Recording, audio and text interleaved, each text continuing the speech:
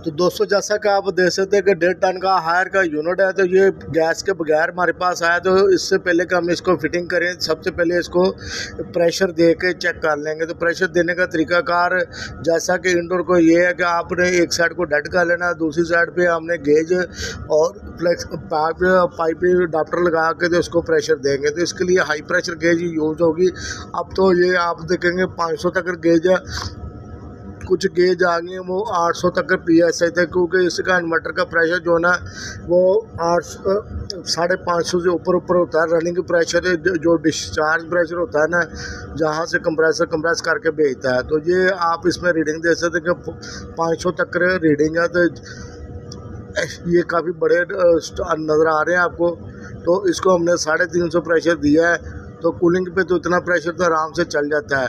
अगर मज़ीद वीडियो देखने के लिए हमारे चैनल को सब्सक्राइब करें। मिलेंगे दोस्तों नेक्स्ट वीडियो में, तब तक के लिए ना।